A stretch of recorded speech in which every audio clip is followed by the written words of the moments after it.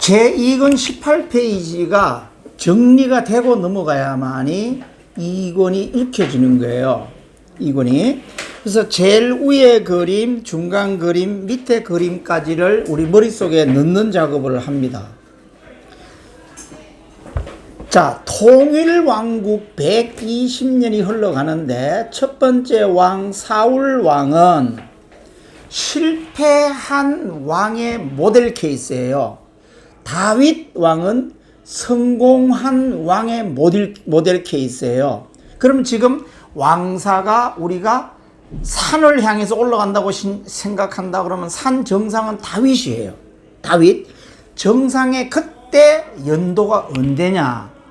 다윗이 1010년에서 970년까지 40년간을 통치를 하거든요. 그러면 앞에 사울 40년, 다윗 40년, 그러니까 1000년도, 1000년이라면 예수님 오시는 해하고 아브라함이 태어난 해가 2166년인데 75세 떠나기 때문에 아브라함 나이가 2000년으로 본다 그러면 딱 중간이에요. 중간이 다윗이란 말이에요. 그러니까 우리가 산을 그린다면, 구약의 산을 그린다 그러면은 정상에 다윗이 서 있는 거예요. 우리 지난번에 에스더를 얘기할 때 불이 반짝반짝 보인다고, 사사기에서 불이 반짝반짝 보인다고 얘기했던 그 정상 1차 등대가 다윗이란 말이에요. 그러면 다윗이 여기 보면은 거기에 사울, 다윗, 솔로몬서 다윗이 970년에 다윗이 폐위를 하고 누가 들어서느냐? 다윗의 아들 솔로몬이 970년에 등극을 해서 몇 년간 통치하느냐? 역시 40년 통치하잖아요. 사울 40년, 다윗 40년, 솔로몬 40년이니까. 그러면은 다윗이 망하는 게 언제냐? 지난번에 배웠던 931년 아동부가 9시 31분에 분열 왕국이 됨으로 말미암아 솔로몬이 망한다 이거예요. 그럼 거기 보면은 솔로몬 시대가 끝나고 두 개로 갈라지죠. 위에 갈라진 것이 북이스라엘. 거기다가 북이스라엘이라고 좀 썼어요. 북이스라엘. 남쪽으로 갈라진 게 남유다. 국가 이름은 남유다. 그 다음에 북이스라엘의 초대 왕이 누구인가? 여로보암. 남유다의 초대 왕이 누구인가? 르호보암. 이 르호보암이 솔로몬의 아들이에요. 그러니까 우리는 이제 어디로 초점을 맞춰야 되느냐? 남유다로 초점을 맞춰야 됩니다. 북이스라엘은 에스라가 나중에 에스라를 역대 상하할 때 제가 설명을 했잖아요. 에스라가 분열 왕국이 돼가지고 이 자기가 국가가 없는 그 서름에서 바벨론 토라학교에서 연구를 해보니까 우리 민족이 대단한 민족이었다. 그래가지고 돌아와서 자기 민족사를 쓰는데 어디하고 연결하고 싶으냐? 아담하고 연결하고 싶다. 하나님하고 연결하고 싶다. 그래서 지난번에 하살표 15페이지 하살표에 보면은 하살표가 어디까지 가 있느냐 하면은 창세기까지 가 있다. 아담까지 가 있다. 이렇게 내가 설명을 했잖아요. 그래서 이 에스라는 국가관 또는 역사관 또는 기록관, 역대 상하 에스라를 쓰는 기록관이 북이스라엘은 우리나라의 부끄러운 과거이기 때문에 북이스라엘은 기록하고 싶지 않은 거예요. 그래서 북이스라엘의 역사는 역대 상하에서 기록이 없습니다. 없고 남유다로 흘러가야 됩니다. 흘러갑니다. 그러니까 우리도 이제는 포커스가 어디에 가 있느냐? 북이스라엘은 망하는 것에 대한 연구만 하면 돼. 어떻게 해서 망했을까? 이것만 연구하면 되고, 그랬을 때에 어떤 선지자를 불러가지고 그 망하는 북이스라엘에 대해서 어떤 메시지를 던진 건가? 그것만 연구하면 되고요. 왜 망했느냐는 게 중요한 거야. 왜 망했느냐? 그거 중요하기 때문에 북이스라엘은 그 정도만 하고요. 왜냐하면 19왕 중에서 하나님 마음에 드는 선한 왕이 한 명도 없었단 말이에요. 북이스라엘은. 남유다는 이제 솔로몬의 아들인 르호보암으로 흘러가는 왕사가 남유다로 가는데, 남유다는 지파가 유다 지파하고 베냐민 지파 두 개의 지파가 가기 때문에, 베냐민 지파는 지난번에 완전히 연병 걸려가지고 다 죽었잖아요. 24,000명 다 죽어버리다 보니까 남아있는 게 얼마 남지 않았어요. 그러니까 질이 멸렬해졌어. 질이 멸렬해지고 거의가 다 유다 지파예요. 그러면 유다 지파에서 누가 나와요? 예수님이 나오잖아요. 유다 지파에서. 그러니까 그 우리도 이제 포커스가 하나님의 마음을 따라서 남유다로 흘러간다고 생각을 하면 돼.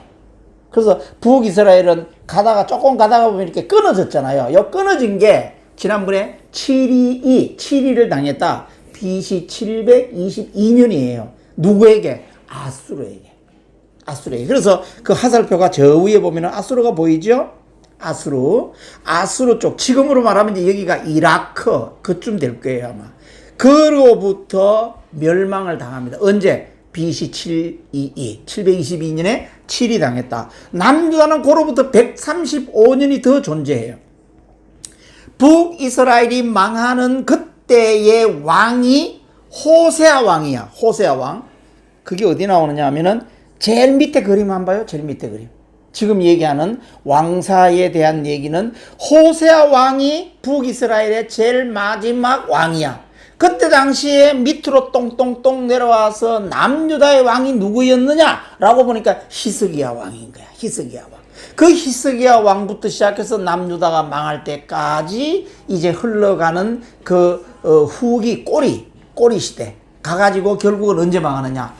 다 팔려간다. 바벨론에. 그래서 586년에 거기 보면은 망하는 걸로 돼 있어요. 망하는 걸로 돼 있는데, 북이스라엘은 망했다 그러고 남유다는 망했다 그러면 안 돼요. 왜냐면은 하나님의 섭리 안에 들어있는 징계를 받은 거예요. 징계를 받아서 바벨론의 포로로 잡혀가는 게 징계야.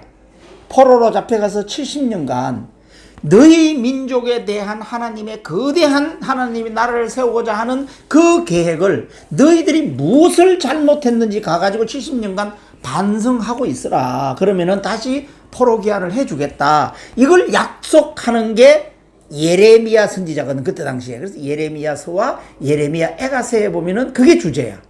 70년간 가서 뭐를 잘못했는지, 그리고 지금 그 북이스라엘에 망하게 된 동기가 뭐냐 하면은 이 우상숭배 때문에 망하기 때문에 그 우상숭배에 빨간 물 들어진 것을 다 세탁기에 넣고, 바벨론에는 세탁기에 넣고 다 탈색을 시켜라. 하얗게 탈색시켜라. 세탁을 해라. 그 기간이 70년 필요했다는 거지. 70년. 그래서 거기 보면은 그림이 보면은 화살표가 바벨론에 갔다가 그때 돌아올 때가 바사왕 시대거든. 바사왕 시대 때 다시 포로 귀환을 한다고 화살표가 돌아와 있잖아요. 그 위에 그림, 제일 위에 그림이. 그래서 이게 북이스라엘을 보는 시각과 남유다를 보는 시각은 완전히 달리 해야 됩니다. 이제 그걸 우리가 배우게 될 거예요. 그래서 그 위에 그림이 지금 얘기하는 그거를 잘 분열왕국 시대를 얘기해 주고 있고, 그거 밑에 있는 그림이 뭐냐 하면은 성경책을 볼 수 있어야 돼. 이제 성경책이 931년에 분열될 때 위에 땅땅땅 올라가면 열왕기상이라고 나오죠. 거기가 열왕기상 12장이에요. 거기다 열왕기상 똥똥 이렇게 점을 땅땅땅 역대하까지 찍어가지고 거기가 12장이라고 써놔야 돼. 12장. 그래서 이거는 출발이 어디냐? 열왕기상 12장에서 출발하는 거야. 12장. 분열왕국의 스타트가 12장이다. 그리고 그 위에 올라가면은 역대하까지 올라가봐. 역대하로 땅땅땅 올라가봐. 역대항 10장이에요. 10장. 그래서 제2권의 시작은 열왕기상 12장부터 시작을 하고, 그 다음에 역대하 10장부터 시작을 한다. 왜냐? 역대하는 남유다 기록만 남겼기 때문에 이 두 개가 병행해서 역사가 흘러가고 있다. 그러나 기록한 연대는 완전 틀려요. 열왕기 상은 포로 귀환 전에 기록을 했고, 역대하는 에스라가 했으니까 포로 귀환하고 했기 때문에 기록 연대는 틀리지만은 그 기록사, 역사는 두 개가 다 병행해서 지나가고 있다. 그래서 열왕기 상하는 북이스라엘을 조금 다루다가 남유다 왕을 좀 다루다가 북이스라엘 다루다가 남유다를 다루다가 그 중간에 흘러가고 있는 중요한 역사를 왕사 기준으로 기록을 했고, 역대상하는 제사장적 관점에서 기록을 했다. 지난번에 에스라의 기록가를 얘기를 했잖아요. 그래서 그 두 개가 병행해서 지나가고 있는데 931년 보면은 북이스라엘과 남유다가 갈라졌고, 북이스라엘은 가다가 보면 722년에 아수르에 망한 걸로 되어 있고, 그 다음에 586년에 다 팔려갔어. 어디로 팔려갔느냐? 바벨론으로 다 팔려갔다. 이렇게 나와요. 거기까지만 보고 그 뒤에 있는 역사는 스룹바벨, 에스라, 느헤미야, 이거는 포로 귀환 시대야. 시대가 바뀌어. 그래서 지금 오늘 우리가 중점적으로 보고자 하는 것은 분열 왕국 시대이기 때문에 분열 왕국 시대를 중심으로 지금 우리는 본다. 자, 이제 두 번째 그림이 너무너무 중요한 그림이에요. 두 번째 그림을 우리가 요약을 하면은 분열 왕국의 왕사가 우리 머릿속에 사진으로 딱 찍히는 거예요. 사진으로 찍히는 그 사진이 이거예요. 지금 보이는 요 사진. 요 사진만 알면은 분열 왕국 시대의 열왕기 상하가 아무리 복잡하게 무슨 왕 지나가고 뭐 지나간다 할지라도 요 그림을 가지고 있으면은 우리는 머릿속에 중요한 핵심 포인트만 요약을 딱 하고 있으면은 분열 왕국사가 흘러간다 이거지. 그래서 이제 두 번째 그림을 설명을 합니다. 두 번째 그림이 너무너무 중요하기 때문에 요 두 번째 그림을 잘 기억하고 있어야 되는데, 자, 요거를 무슨 그림이냐 그러면은 물고기 그림이라고 그래. 물고기 그 눈이 왼쪽에 보면은 우리가 그 꽁치 중에서도 학꽁치라는 게 있잖아요. 학꽁치 보면 주둥거리가 길잖아요. 예? 이게 그거 그림하고 똑같은 거야. 주부들이 생선을 사가고 오면은 고등어나 꽁치나 생선을 세 토막을 낸다. 머리 부분 한 토막 내고, 꼬리 부분 한 토막 내고, 몸통 부분은 주로 누굴 줘요? 옛날에 보면은 할아버지를 주잖아. 몸통 부분은. 그리고 꼬리 부분하고 머리 부분은 이제 그 다음 이제 서열에 있는 사람들이 먹잖아요. 그와 마찬가지로 우리가 분열 왕국사를 요리를 할 때는 세 토막으로 나눠서 봐야 된다. 나누어서. 그래서 지금은 오늘은 우리가 초입 부분이기 때문에 머리 부분을 보는 거예요. 머리 부분을 보면은 솔로몬 왕이 아까 931년에 분열 왕국이 됨으로 말미암아 망하기 때문에 거기에 삼거리 길 거기가 931년이에요. BC 931년. 그 다음에 눈이 있죠. 눈이 있고, 북이스라엘, 우리나라로 얘기하면은 북한으로 간 사람이 누구냐면은 여로보암이야. 이 여로보암은 누구냐 하면은 솔로몬 왕 시대 때 지금으로 얘기하면은 국무총리급 또는 부총리가 여러 명이 있다면은 노무 담당하고 있는 부총리예요. 또는 노동부 장관 이렇게 얘기할 수도 있어. 어떻든 제2인자야. 솔로몬의 제2인자 여로보암 왕이 이 솔로몬 시대의 실정이라는 뜻이 뭐냐 하면은 솔로몬이 망하게 되는, 분열하게 되는 동기가 있다 이게야. 무엇이 동기냐? 솔로몬 시대 우리 지난주에 배웠잖아요. 솔로몬 시대 때에 솔로몬이 가장 하나님께 칭찬을 받았던 때가 언제냐 하면은 성전을 지었을 때야. 성전을 지어가지고 법궤를 옮겨놨을 때에 이 성전을 지은 이 솔로몬에게 가장 칭찬을 했고, 두 번째가 일천번제를 들었을 때예요. 일천번제라는 것은 1000회, 1000 times가 아니라 한 번 드릴 제사의 제물의 1000배를 드렸다. 쉽게 얘기하면은 송아지 한 마리씩 드리던 사람이 1000마리를 한꺼번에 드린 거야. 그러니까 하나님도 깜짝 놀랬지. 이야, 솔로몬이 이런 믿음이 좋냐? 라고 얘기를 했을 때에, 그러면 네가 1000번제를 드렸으니까 뭐 해주기를 원하느냐? 라고 했으니까 지혜를 주시옵소서 라고 얘기했는데, 그 지혜는 자기가 많은 이스라엘 백성들을 다스려야 되니까 어떤 재판을 할 수 있는, 판단을 할 수 있는, 이스라엘을 다스릴 수 있는 지혜를 얘기하는 거예요.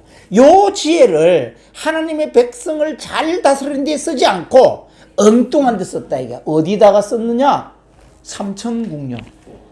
1000명의 궁녀를 드리기 시작을 했어. 그러면서 그 1000명을 드리니까 결국은 방 한 칸씩 다 줘야 되잖아. 그래서 궁전을 짓는데 13년을 걸렸어. 그러면 성전 짓는데 7년, 궁전 짓는데 13년, 얼마 걸려? 20년 갔어요. 20년. 자, 20년 갔는데 성전 아버지 다윗으로부터 물려받았던 모든 성전 지을 그런 나무와 그런 어떤 재료를 가지고 준비하는데, 다시 말하면 설계도를 보고 그 설계도대로 건물 짓기 위해서 기술자 배치하고 준비하는데, 터 닦고 준비하는데 뭐 얼마나 4년 걸렸어요. 자, 그러면은 솔로몬이 전체 재임 기간이 40년인데 24년간을 어디에다가 허비했느냐? 궁전 짓고 성전 짓는데 20년, 4년 준비, 24년을 거기에 섭비하니까 백성들은 지칠 대로 지쳤다 이거야. 그러면 이 백성들이 입이 서발너발 나왔을까 안 나왔을까?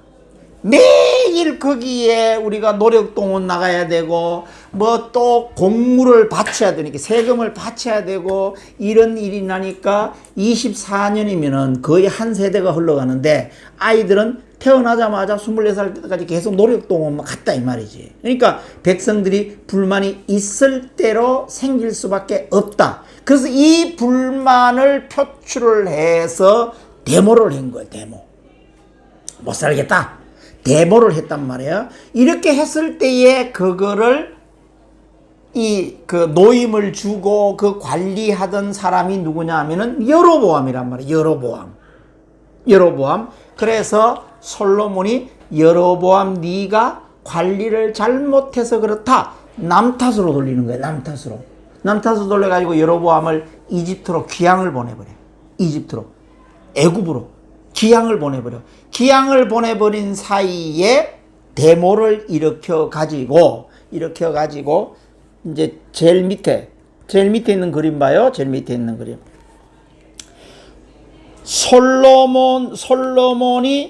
솔로몬이 이제 이 죽게 됐을 때에 그 왕 여로보암, 그 아까 그 얘기하던 2인자가 10지파, 유다 지파와 베냐민 지파를 제외한 10지파의 백성들이 똘똘 뭉쳐가지고 우리는 여기서 못 살겠다.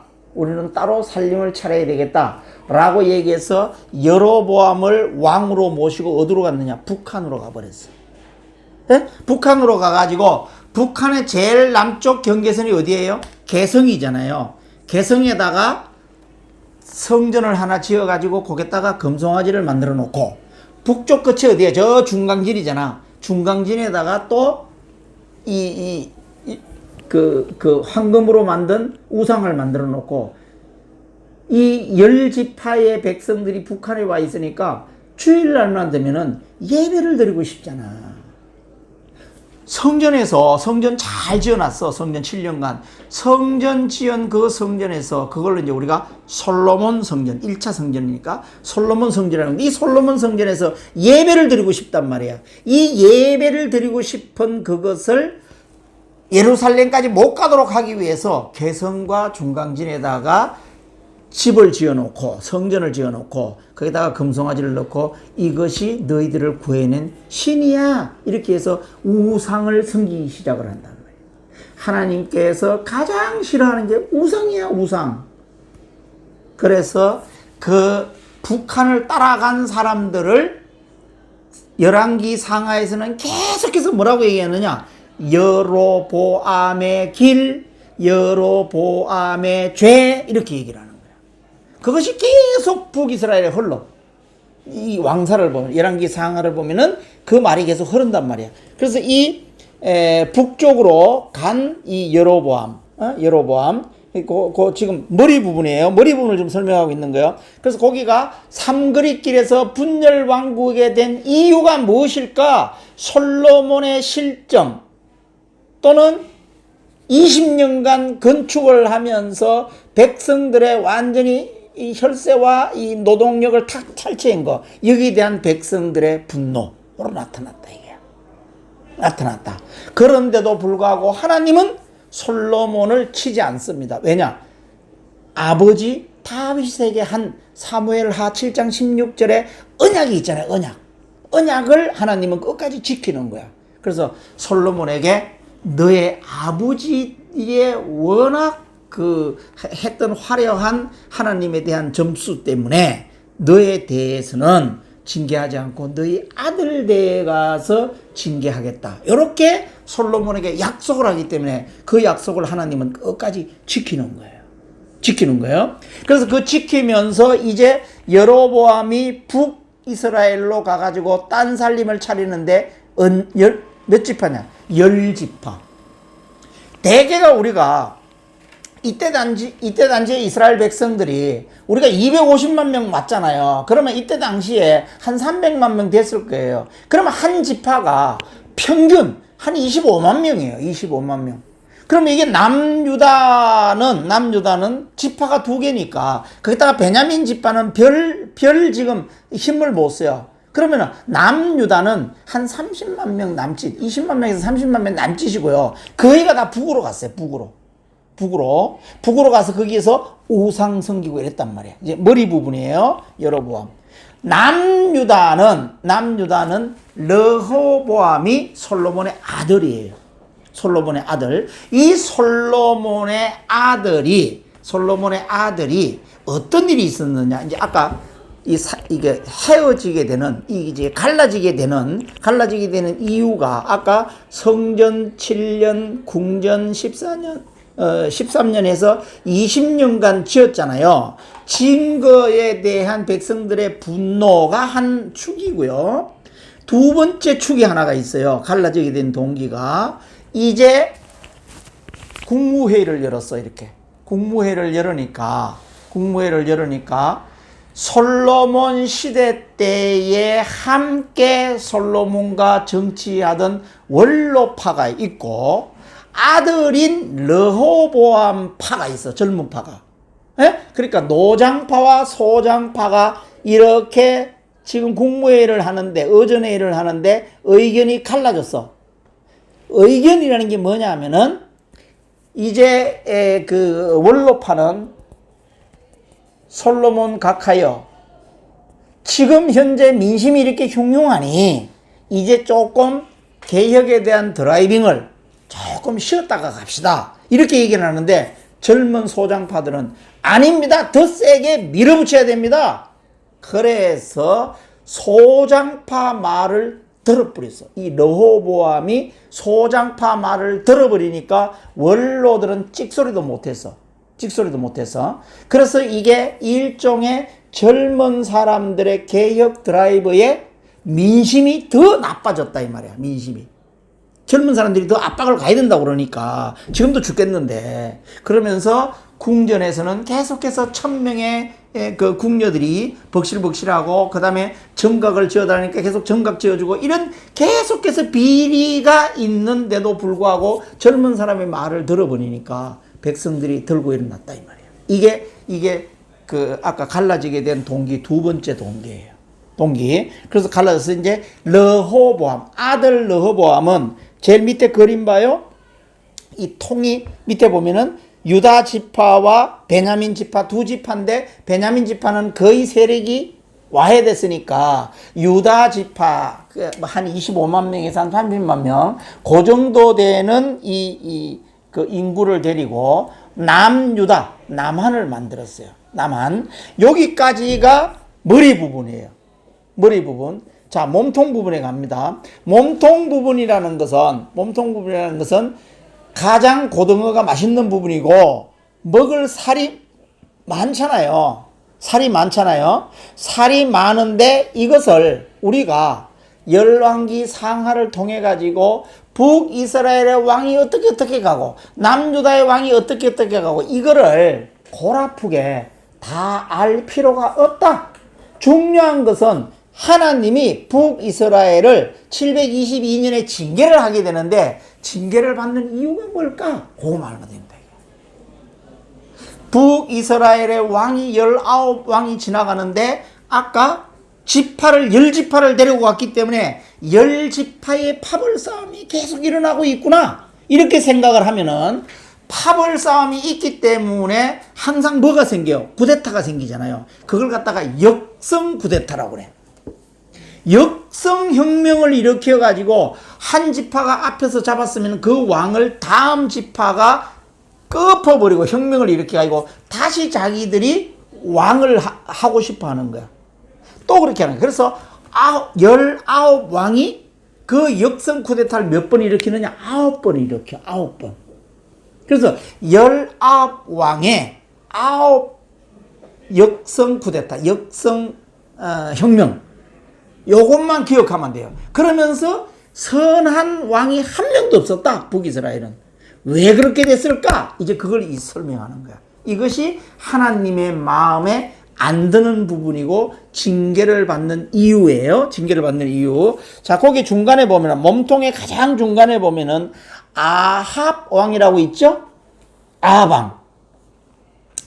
아합 왕 시절에 어떤 일이 있었느냐? 아합 왕의 아버지가 북이스라엘의 그 경계선 중간진 저 위에 보면은 두로와 시돈이라고 있어요. 두로와 시돈이라는 잘 사는 나라가 있었어. 해변가에, 지중해 해변가에. 두로와 시돈의 공주 이름이, 우리 홍영인 집사 같이 이쁜 공주 이름이 이세벨이라고 있었어. 이세벨을 하고 아합 왕하고 정략 결혼을 시키는 거야. 이 북이스라엘의 아합 왕의 아버지하고 두로와 시돈에 있는 왕하고 서로 우리끼리 경계선에서 전쟁 치르지 말고 잘 사이좋게 살자. 사이좋게 살려고 그러면 어떤 방법이 제일 좋을까? 공주하고 왕자를 결혼을 시켜서 사돈을 맺자 이렇게 되는 거야. 사돈을 맺자. 그래서 사돈을 맺는데 이세벨이라는 이 여자가 여걸이야, 여걸. 이 이세벨이 아합 왕에게 결혼을 해서 오면서 이세벨이 홀로 온 게 아니고 두로와 시돈에서 섬기던 자기들의 신을 데리고 들어와. 자기들의 신을 데리고 들어오기 때문에 아합 왕에게 자기들의 신을 지킬 수 있는 신전을 지어달라 이렇게 되는 거야. 그러면 신전을 지어줘. 신전을 지어주고 자기는 하나님을 섬기는 게 아니라 그 신을 섬긴다 이거지. 그 신을 섬기니까 그걸 이제 우리는 이 공부하면서 공산주의를 얘기할 때 우리가 빨갛게 얘기를 하잖아요. 그래서 빨갛게 물이 든다라고 얘기를 해. 두로와 시돈에서 빨간 물이 어디로 드느냐? 북이스라엘의 아합 왕에게 들었어요. 아합 왕에게. 그러면 아합 왕하고 이세벨 사이에 아이가 태어날 거 아니야. 아이가 태어나는데 거기에 딸이 하나 태어나.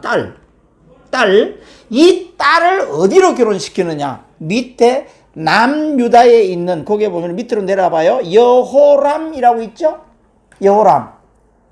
남유다 여호람 왕하고 또 결혼을 시켜. 그러면은 두로와 시돈에 있던 그 빨간 물이 북이스라엘, 지금 말하면 평양의 공산주의와 다 끝내고 남한의 공산주의를 시키기 위해서 여호람하고 결혼을 시킨다고. 그러면은 빨간 공산주의가 북쪽에서부터 시작해서 민쪽으로 남쪽으로 다 물들기 시작을 하니까 하나님께서 봤을 때는 우리는 이제 하나님의 마음을 읽어야 돼요. 남유다는 유다 지파로서 예수님이 올 수 있는 지파이기 때문에 이 남유다는 보존을 해야 되거든. 보존을 해야 되는데 빨간 물이 공산화되기 시작을 하니까 하나님의 영, 성령님이 또는 교회가 위기가 왔다 이 말이야. 하나님이 선지자를 불러서 선지서를 통해서 이스라엘 백성들에게 하시고 싶은 말을 할 때는 언제냐? 하나님의 영, 성령님이 위기가 왔을 때. 두 번째는 교회가 위기가 왔을 때. 지금부터는 이제는 계속해서 어떤 위기가 왔을 때 어떤 선지자를 불러가지고 어떤 선지서의 말씀으로 하나님이 경고하고 계시느냐 하는 것을 잘 봐야 된다는 거야. 그래서 여호람 시대 때 보면 밑에 네모 박스 안에 오바다 요엘 나오죠? 요엘 선지서, 오바다 선지서가 선지서 17권 중에서 가장 먼저 기록된 선지서예요. 그러니까 항상 하나님의 영과 교회가 위기가 왔을 때는 선지자를 부른다는 거예요. 오늘날 한국교회도 이단이 설치고 교회가 위태롭고 교회를 어지럽히는 세력이 나오면 하나님이 여지없이 선지자를 부른다고. 선지자를 불러서 교회를 지킨다 이 말이야. 예? 그래서 여기 지금 여호람 시대 때에 하나님의 영, 교회가 위기가 오니까 선지자 오바다 요엘을 불러가지고 이제 선지서에 기록된 말씀으로 하나님이 말씀하고 계신다. 그래서 여호람 시대 때부터 시작을 해서 선지서를 통해 가지고 이스라엘 백성들에게 계속해서 경고를 하면서 남유다를 근근히 예수 그리스도가 올 때까지 하나님의 나라로서 계속해서 이어나가는데 이제 파란만장한 역사가 어떻게 일어나느냐?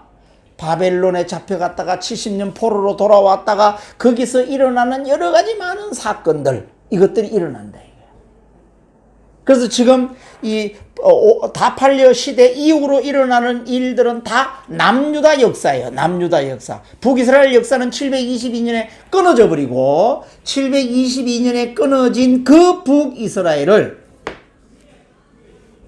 아까 이세벨이 들어와가지고 이 신앙적으로 혼탁해졌잖아요.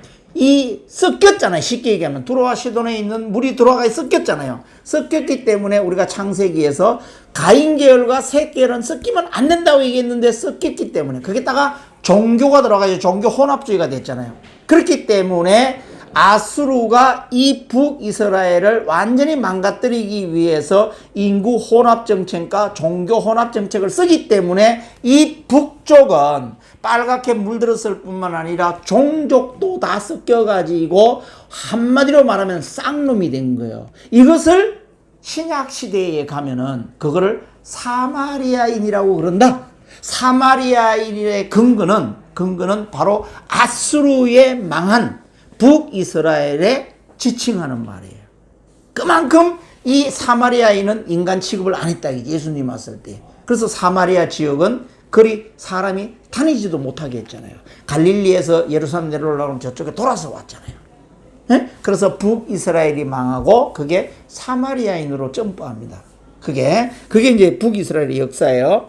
그래서 남유다의 역사는 북이스라엘은 아합 왕만 알면 돼. 아합 왕. 그리고 거기서 밑으로 이세벨이 난 딸 이름이 아달랴인데 아달랴가 어디로 내려오느냐면 여호람하고 결혼을 하기 때문에 남유다까지 이제 빨간물이 들었고 그 다음에 그때 선지자 17명 선지서 17권 중에서 이때부터 선지서가 시작을 하는 거예요. 이제 선지서가 동네에 낀가 들어가는데 어떤 위기가 왔을 때 어떤 선지서가 들어가느냐 그거 이제 공부하면 되고요. 그 다음에 위에 이제 북이스라엘의 아합 왕이 있었고 그 다음에 여로보암 제일 처음에 갈라진 여로보암 1세 왕이 있고 여로보암 2세 왕이 있는데 여로보암 2세 왕 때에 가장 북이스라엘이 번성했을 때예요. 번성했을 때. 그래서 여로보암 2세가 번성했을 때에 번성하는 것만큼 우상도 그만큼 번성했다는 거예요. 그렇기 때문에 그때 다시 선지자를 부릅니다. 선지자가 여기 보면은 호세아, 아모스, 요나 선지자를 부르는 거예요. 그리고 나서 이제 여로보암 2세로부터 시작해서 너무 악한 정치를 하기 때문에 이제 호세아 왕 시대에 가면은 7이 당한다. 722.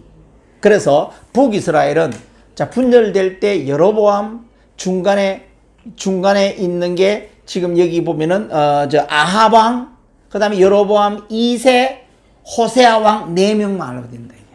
19명 다 알 필요가 없어요. 북이스라엘은 그 정도만 알고, 그다음에 남유다에 내려오니까 아까 여호람, 아달랴하고 결혼한 여호람 왕이 있었고, 그 다음에 이제 호세아 왕 시대 때 북이스라엘이 망할 때에 밑에 남유다의 왕은 누구였느냐? 히스기야 왕이에요. 그 유명한 히스기야 왕. 히스기야 왕 시대 때에 선지자를 부르는데 그때부터 누굴 부르느냐? 대선지서가 나오는 거예요. 대선지서. 그러니까 히스기야 왕 때부터 시작해서 하나님이 할 얘기가 무지하게 많아지는 거야. 많아진다는 뜻은 선지서가 길어진다는 거야. 길어진다는 것은 대선지서라는 거야. 대선지서. 그래서 우리가 그 유명한 이사야, 미가를 히스기야 시대에 부르고, 그러고 난 다음에 이제 망하는 왕사가 나오는데 므낫세, 아몬, 요시야, 요아하스, 요야긴, 시드기야까지 흘러가는데 이게 우리가 이시조선의 말기에 망할 때하고 똑같은 상황이에요. 똑같은 상황. 그래가지고 이 586년 북이스라엘이 망하고 135년이 지나가지고 남유다가 다 팔려가는 586년의 왕은, 마지막 왕은 시드기야 왕인데, 여기에서 이제 우리가 뭘 배우느냐 하면은 바벨론에 잡혀갈 때 1차 포로, 2차 포로, 3차 포로 이렇게 잡혀가요. 이렇게 잡혀갈 때 남유다가 망하는 모습을 다 지켜본 이 선지자가 누구냐? 이 예레미야란 말이에요. 예레미야. 그래서 예레미야와 예레미야 애가를 쓰는 거예요. 응? 남유다의 솔로몬 성전이 다 불타고 해파되고, 다음에 이스라엘 백성들의 집을 다 망가뜨리고 바벨론의 군사가 이렇게 하는 모습을 다 지켜본 사람이 예레미야란 말이에요. 예레미야. 그래서 예레미야와 예레미야 애가를 쓴다. 그리고 난 다음에 이제 어디로 가느냐? 포로 시대니까 바벨론으로 가는 거예요. 이제 그거는 이제 여기에서 꼬리 부분을 지나가는 것. 꼬리 부분이라는 건 아까 북이스라엘이 망하면서 남유다가 어떻게 정치적인 격변기에서 망하느냐, 이걸 보는 거고요. 그러고 난 다음에 이제 바벨론 시대, 포로 시대, 이렇게 하는 게 시대가 바뀐단 말이에요. 이게 그림이니까 그 생선 요리 그림을 그 많은 왕들을 다 알 필요가 없다. 나도 그 왕 다 못 외워요. 우리가 뭐 시험 치기 위해서 뭐 19왕, 20왕 이런 거 우리가 시험 치는 게 아니잖아요. 그러니까 알 필요 없어요.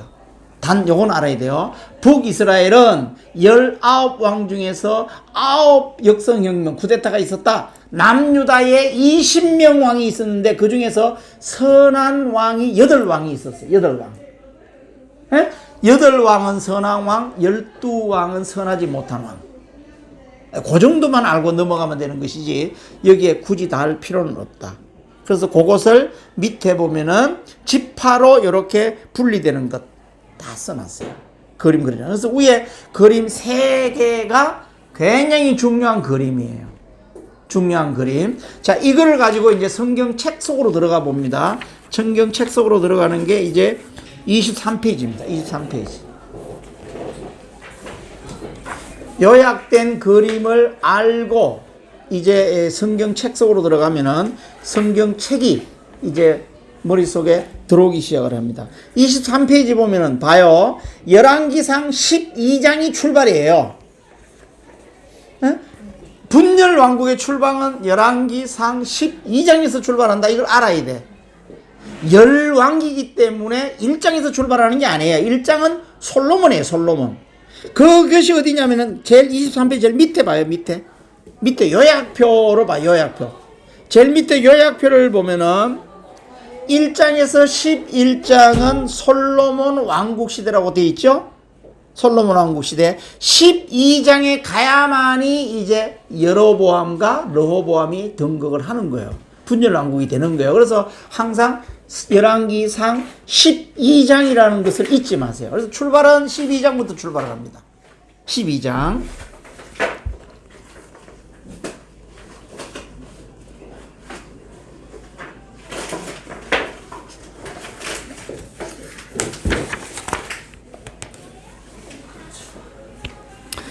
(25페이지에서) 내가 아까 설명했던 것들을 여기에 요약을 해놨어요. 요약을. 그렇기 때문에 이제 여기에서 요거를 읽으면은, 제가 요약을 했기 때문에 요거를 읽으면은 이해가 금방금방 될 수가 있어요. 내가 설명을 했기 때문에. 중심 주제 봐요. 중심 주제. 통일왕국 사울왕 40년, 다윗왕 40년, 솔로몬왕 40년 돼 있는데, 거기에 다윗 왕 연대가 1010년에서 970년 사이인데, 여기 보면은 931년에 솔로몬 왕이 931년에 분열이 된다고 그랬잖아요. 9시 31분 되고, 이것이 북이스라엘과 남유다로 분열이 된다. 이제 분열되는 이유도 다 여기 설명해 놨어요. 이제 그게 북이스라엘은 초대 여로보암 왕부터 마지막 19대, 아까 19왕이었으니까 호세아 왕까지 9왕조가 역성혁명을 일으켰다고 그랬잖아요.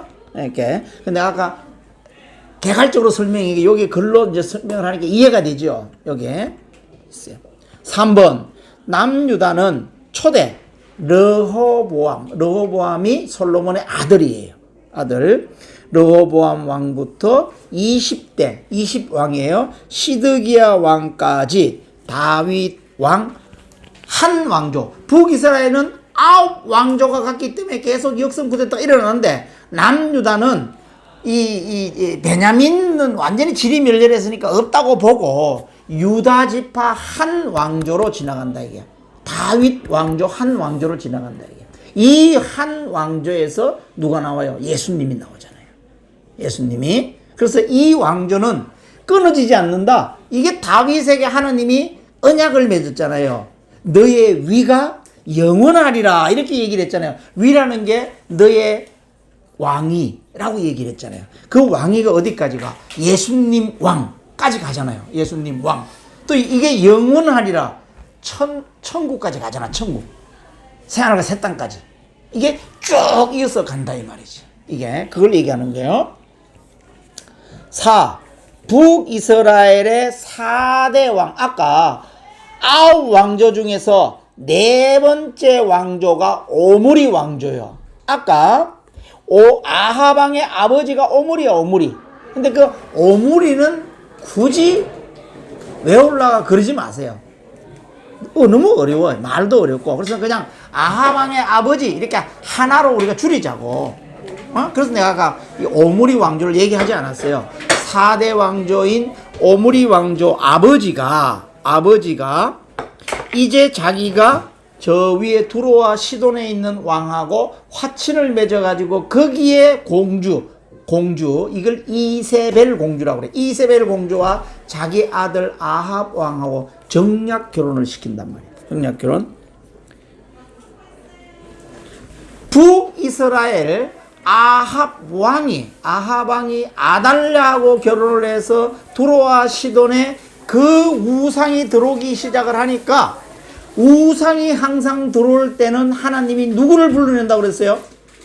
선지자를 불러낸다고 그랬잖아요. 그 선지자 중에서 이제 나중에 선지서에서 공부를 하겠는데, 선지서를 기록한 선지자를 기록 선지자라고 그래.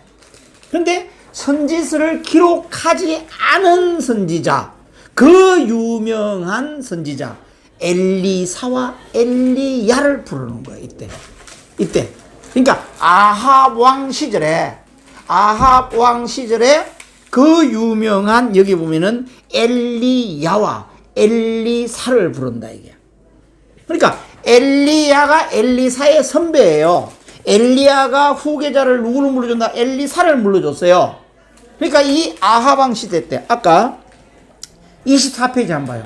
이 4페이지 아합 왕만 있고 그때는 선지자가 없다고 돼 있잖아요. 선지절을 기록을 안 했기 때문에 없는데 내용적으로 보면은 열왕기 상하에 엘리야와 엘리사가 이때 부른다 이 말이에요. 아합 왕 시대 때. 그러니까 하나님은 항상 이렇게 생각하면 돼요. 영의 위기가 오든지 교회의 위기가 오면은 선지자를 부른다. 이걸 생각하시면 돼. 생각하시면 돼. 그래서 아합 왕 때 엘리야와 엘리사가 활동을 했다. 다음 5번 북이스라엘의 5대 왕 예후 왕조. 아까 9 왕조가 흘러가는데 4대 왕조가 오므리 왕조, 5대 왕조가 여기 보면은 예후 왕조란 말이야. 예후 왕조 때 여로보암 2세, 이때가 북이스라엘의 가장 화려한 시대야. 가장 영토를 많이 넓혔던 시대야. 가장 군사적으로 강했던 시대야.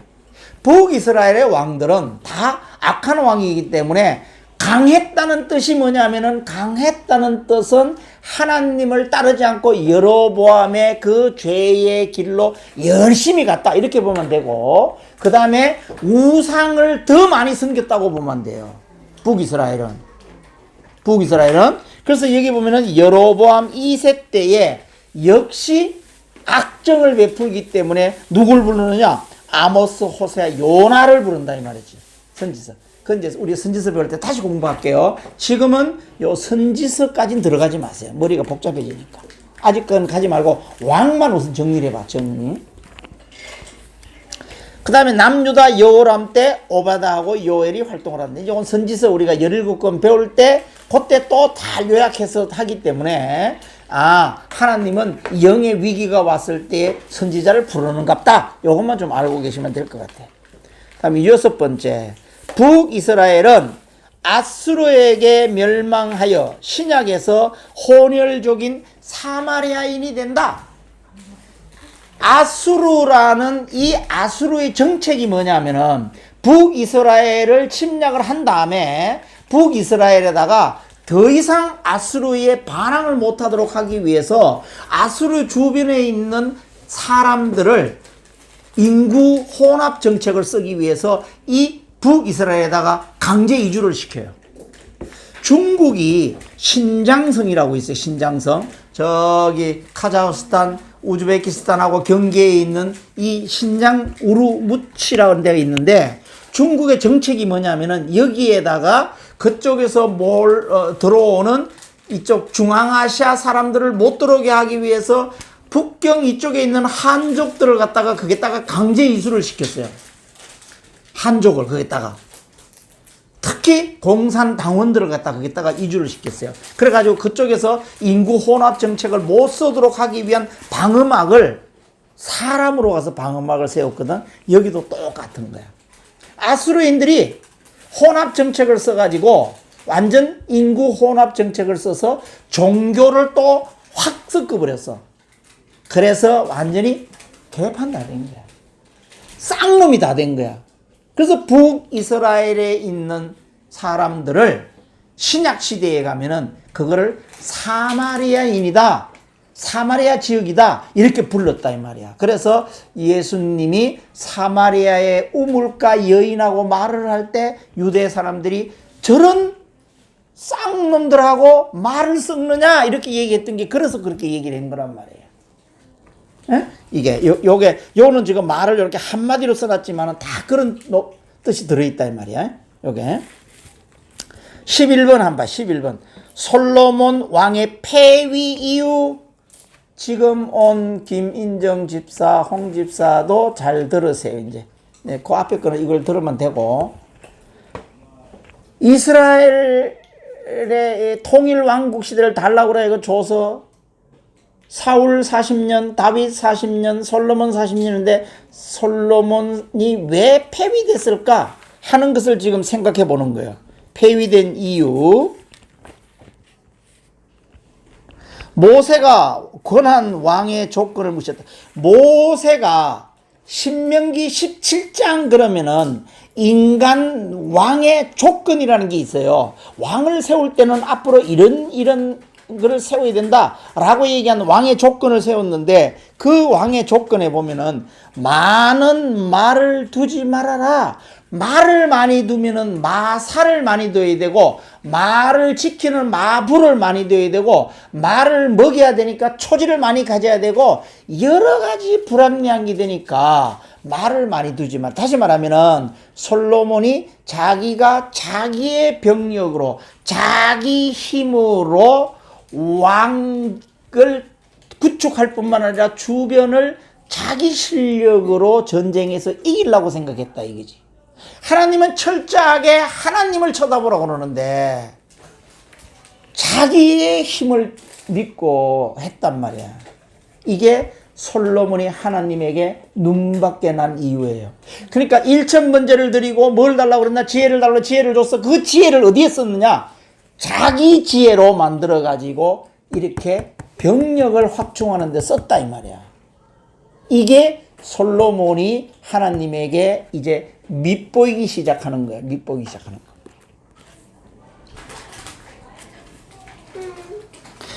다음에 아내를 많이 두지 말라고 그랬는데 아내를 1000명을 뒀어. 1000명. 후궁과 첩을 1000명을 뒀단 말이야. 1000명을 두는데 이 1000명이 다 이스라엘 백성들이 아니에요.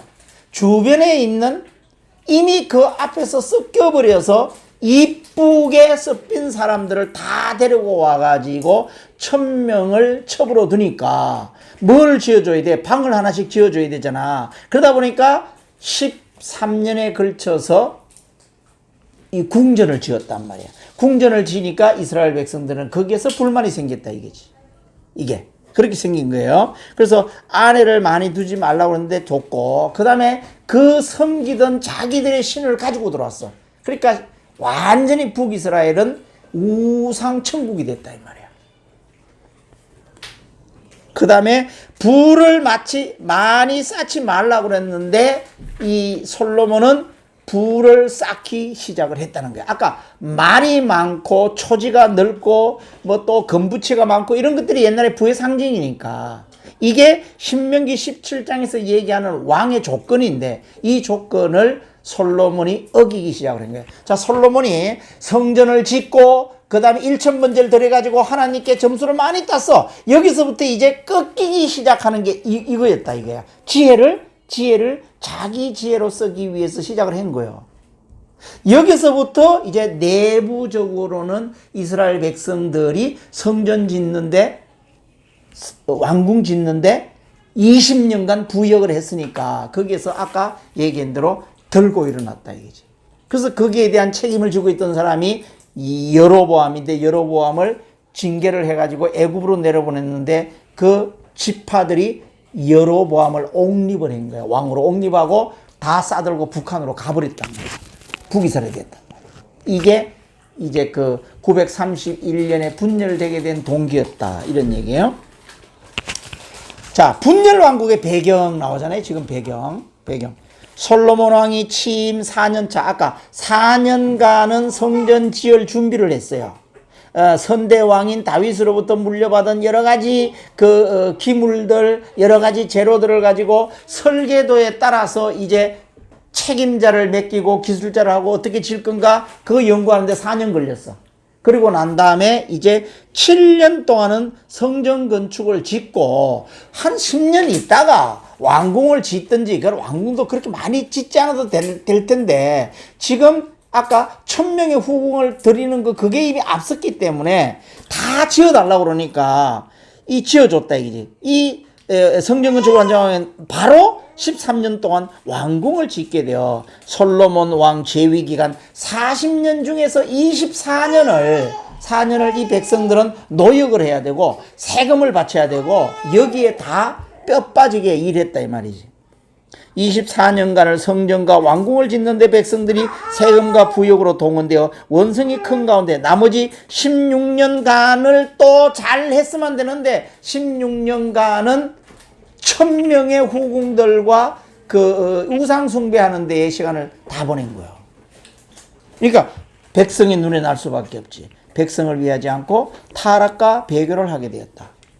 솔로몬 왕이 처음에는 하나님께 순종하는 통치를 했으나 정략 결혼에 의해 수천 명의 왕비와 궁녀들이 가져온 우상을 섬기고 신당을 허락하여 타락하게 된다.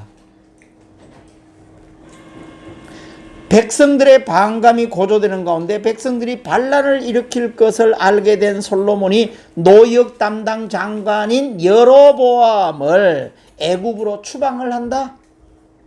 솔로몬의 아들인 르호보암이 왕위에 오르자 선정을 베푸지 못하고 아까 얘기했던 의전회의를 했는데 노장파와 소장파가 맞상대를 할 때 이 젊은 르호보암은 소장파 의견을 들어줬다. 소장파 의견하는 게 뭐냐면 더 프레셔를 가해야 됩니다. 더 악정을 해야 됩니다. 이렇게 얘기를 하는데 거기에 손을 들어줬다 이거지. 그러면 가뜩이나 백성들이 지금 힘들겠는데 이게 이제 아버지파 솔로몬파는 이제 힘도 빠지고 늙어가지고 밀리기 시작을 한 거예요. 이게 아버지 솔로몬 세대 원로의 지혜로운 말, 이제 멍에를 줄여주자. 이제 조금 템포를 조절하자. 이렇게 얘기했는데 그 말을 안 들었다 이 말이에요.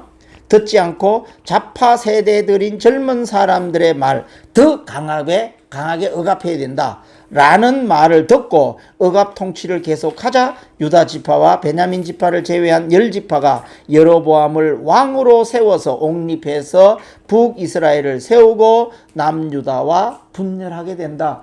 보따리 싸가지고 우리는 딴 살림 차리자 라고 어디로 갔느냐 하면 북한으로 가서 개성과 중강진에다가 자기들의 신당을 사당을 지었다 이 말이에요. 하나님께서 솔로몬에게 다윗의 믿음으로 솔로몬 시대는 태평성대를 누리다가 솔로몬의 아들 대에 분열된다는 약속, 이게 솔로몬의 한 언약이거든. 하나님이 그 언약을 지킨다 이 말이야. 선지자 아히야를 통해 주신 선지자 아히야는 예언을 했었어요. 여기 보면은 10조각의 옷을 예언한 게 이게 뭐냐면 여로보암이 10지파를 데리고 가는 것을 예견한 거예요. 자, 이제 북이스라엘의 왕조는 여로보암 왕조인데 이거를 여로보암의 길, 여로보암의 죄. 그래서 여기 보면 빨간 글로 여로보암의 길, 여로보암의 죄라고 써놨어요. 한마디로 내가 설명하는 것만 듣더라도 북쪽은 공산주의구나, 빨갛게 물드는구나 알 수 있죠. 여로보암 정책이 그랬는데, 그런데 4대 왕조의 아합 왕 시대에 이세벨 공주를 아내로 맞으면서 이세벨에서 섬기던 그 우상의 우두머리를 데리고 들어온단 말이에요. 그러니까 북한이 완전 물드는 공산주의가 되는 거예요. 그래서 우리가 단풍이 든다 그러면은 설악산에 꼭대기에서부터 단풍이 서서히 하루에 몇 메다씩 들잖아요. 똑같은 시기에 단풍이 들었어. 저 위에 두로와 시돈에서 이세벨이 가지고 온 왕이 아합 왕을 물들이고 아합 왕하고 이세벨 사이에 나온 아달랴라는 딸이 다음에 남유다에 있는 여호람하고 결혼을 시켜가지고 남유다까지 물이 들기 시작을 한 거야. 빨갛게 물들었다 이게. 북쪽에서부터 착착 3단계로 물들어가는 것. 이걸 꼭 기억하세요. 이제 여로보암 왕조의 특징을 봐요. 이스라엘의 10지파를 이끌고 북이스라엘을 세운 여로보암이 백성들이 세금과 노역으로 건축한 이스라엘 성전에서 하나님을 섬기고 싶어 예루살렘으로 가는 것을 막기 위해 북이스라엘의 10지파가 갔어. 너무 폭정이 심해가지고 갔는데 주일날만 되면은 좀 갈급한 거야. 그 좋은 솔로몬 성전에 가서 예배드리고 싶은 거야.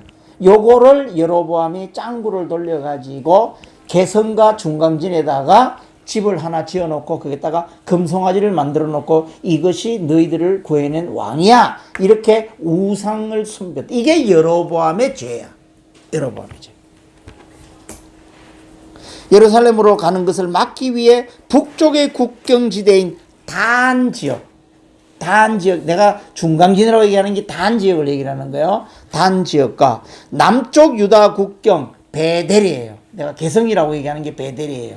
베델과 단에다가 예루살렘처럼 성지를 만들고 그곳에 금송아지 제단을 만들어 이는 너희를 애굽에서 인도하여 올린 너희의 신이라. 여기에 절해라. 여기에 예배해라. 이렇게 얘기했다. 이게 여로보암의 죄. 이 죄 때문에 북이스라엘은 이제 아수르에 망하게 된다. 산당을 지어 레위 자손이 아닌 사람으로 제사장을 삼았고, 자, 이제 제사장 제도는 사사기에서 이미 우리가 제사장 제도가 무너지는 걸 봤잖아요. 그 이후로 점점 더 제사장 제도는 무너져 버려 가지고 이제 북이스라엘이 됐을 때는 레위 지파라는 것 자체가 없어서 아무나 데리고 성전을 지키게 했고, 아무나 데리고 이거를 하나님의 말씀 제사법을 그러니까 이게 완전히 어떤 스탠다드화된 룰이 다 무너지는 거지 사실은. 그래서 이것이 바로 사마리아인이 된단 말이에요. 개판이 되는 거예요. 이게 아닌 사람으로 제사장을 삼았고, 유다 절기와 비슷한, 자, 유다의 절기가 제일 큰 게 유월절이잖아요. 유월절. 여기 보면은 유사 종교를 만드는데 장막절을 원래는 7월 15일인데 8월 15일로 창시를 해. 우리로 말하면은 맥주감사절, 장막절이니까 추수감사절이네. 추수감사절을, 또는 우리로 말하면 지금 강복절, 이거를 원래는 7월 15일인데 8월 15일 날을 딱 만들어 놓고 이날이 장막절이라고, 장막절 지키라고 얘기를 해. 아까 유사 성전도 만들어 놨지? 거기에 가서 8월 15일 날 지키라고 얘기해. 그러니까 이건 완전히 쌍놈들이 된 거지. 이게 북이스라엘 왕들을 말할 때 이것이 바로 여로보암의 죄, 여로보암의 길로 갔다고 성경에 기록되어 있습니다. 그러니까 여로보암의 죄, 여로보암의 길, 이런 것을 꼭 기억해. 왜냐하면 열왕기 상하를 읽어보면 이 말이 계속 나와. 여로보암의 길을 따라, 여로보암의 죄를 따라, 이렇게 나오기 때문에 요거를 항상 기억해야 된다는 거예요. 다음에 이제 김인정 자매하고 우리 홍 집사님은 24페이지에 있는 그림, 중간에 있는 그림 보면은 가정주부니까 이게 생선 그림이거든. 생선을 요리할 때 머리 부분과 꼬리 부분과 몸통 부분 세 토막을 낸다고. 지금 내가 설명하고 있는 거는 몸통 부분을 설명하는 거예요. 지금까지 머리 부분은 아까 여로보암의 길, 여로보암의 죄, 분열되게 된 이유, 그걸 설명한 거고, 이제 몸통에 들어왔어요. 몸통에 들어오면은 거기 보면은 북이스라엘 아합 왕이 나오잖아요.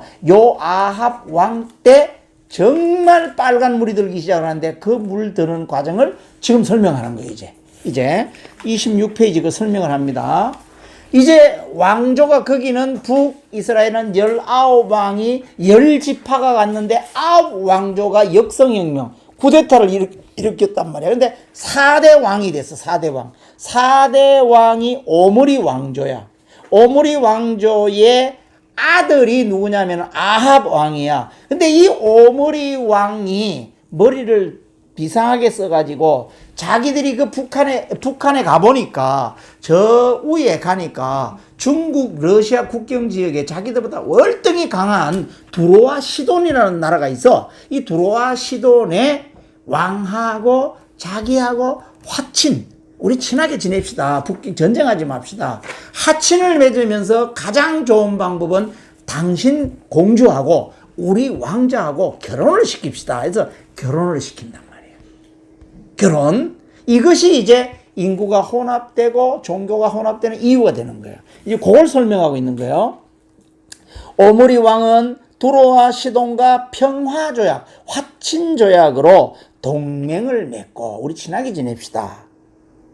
경제적 부흥 시기를 이끌었고 자기 아들 아합 왕, 그러니까 아합 왕, 오므리 왕조는 모르더라도 아합 왕만 기억하면 돼요.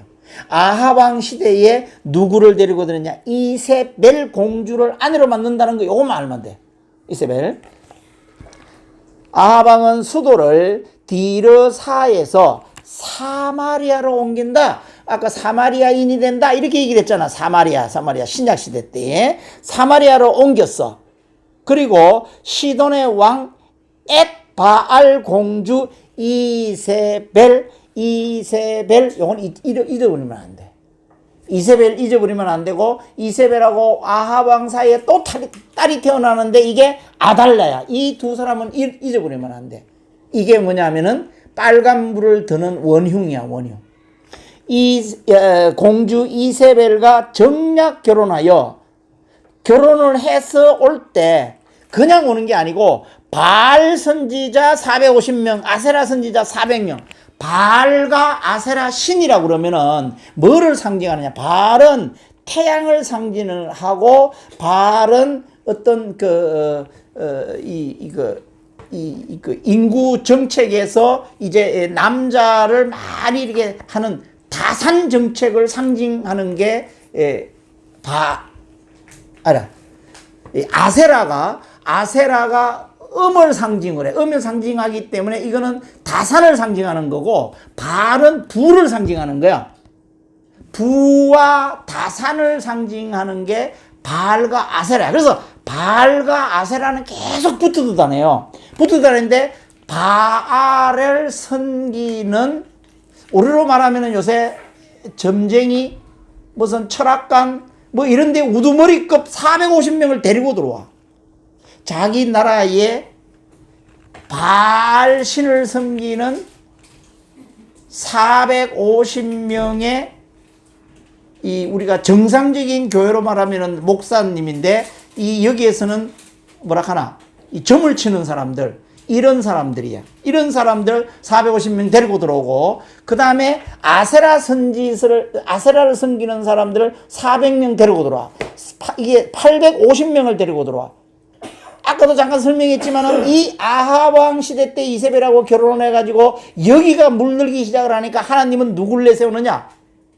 바로 이 엘리야와 엘리사를 부른단 말이에요. 이 아합 왕 시대 때. 지금 그 부분을 지금 설명하고 있는 거예요. 그 부분을. 하나님은 하나님의 영이 위기가 왔을 때에 하나님이 그냥 가만히 있을 하나님이 아닌 거야.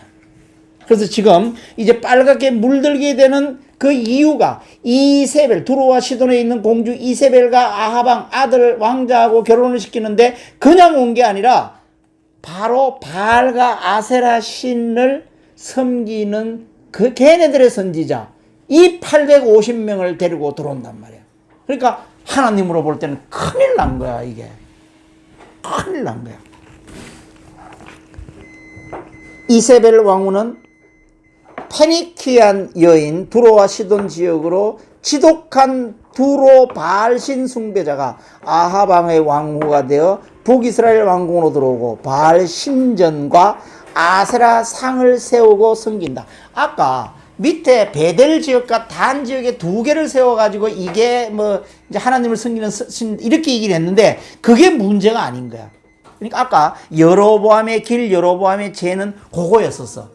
그런데 이제 4대 왕이 됐을 때에 이세벨이 들어오면서 문제는 이제 그 450명, 400명이 들어가고 신전을 막 짓기 시작을 하는 거야. 이제 막 짓기. 빨간 물이 막 들어가기 시작을 한다 이 말이야. 이제 이래서 하나님이 큰일 났구나 이거. 그래서 엘리야를 불러가지고 아까 450명, 400명을 처치를 하는 거야. 없애버리는 거야. 에?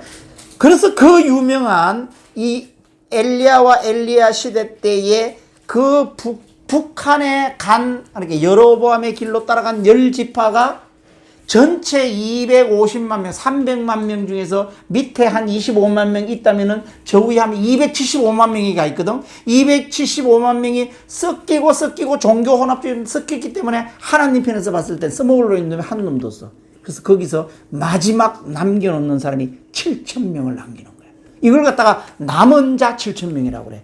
요 남은 자는 구원받았다는 뜻이야. 요 남은 자 7,000명 안에 엘리사가 있다는 거야. 엘리사. 그러니까 엘리야가 아까 바알과 얘네들하고 대적하는 세력이거든. 계속 대적하는 세력인데 여기서 자기가 죽으면서 후계를 누구한테? 엘리사에게 물려준단 말이야. 네, 지금 요게 그거를 하기 위한 지금 그 과정을 지금 얘기를 하고 있는 거야. 지독한 두로 바알 신 숭배자가 아합 왕의 왕후가 되어 북이스라엘 왕궁까지 들어오고 바알 신전과 아세라 상을 계속 세워나갔다 이 말이에요. 자, 아합 왕과 이세벨이 결혼을 했어. 그러면 그 사이에 누가 태어났느냐? 아달랴라는 딸이 태어나요. 근데 딸이 태어났는데 여기 또 이세벨이 또 요거를 또 아합 왕을 쏘삭쏘삭 해가지고 남유다에 그때 당시에 내려가 보니까 여호람이라는 왕이 있어. 요 여호람하고 정략 결혼을 시켜버려. 그래서 이 빨간 물이 두로와 시돈에서 북이스라엘에서 남유다까지 물들기 시작해가지고 왕궁까지 쳐들어가서 이제 남유다가 멸망할 때까지 가요. 멸망할 때까지. 요거를 구해내는 게 하나님이에요. 이제 곧 드라마틱한 건 뒤에 또 있어요. 아달랴는 남유다 5대 왕 요람 왕의 아내가 되어 이세벨의 피가 남유다에 들어오게 되어 바알 숭배로 왕국이 더럽혀지게 된다. 남유다 왕 요람과 아달랴 사이에서 태어난 아들 아하시아가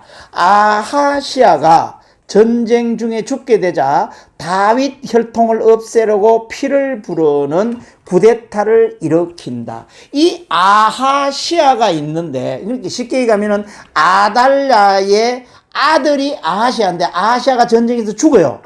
그때 당시에 손자인 요아스가 있는데 요아스는 나이가 아주 어릴 때예요.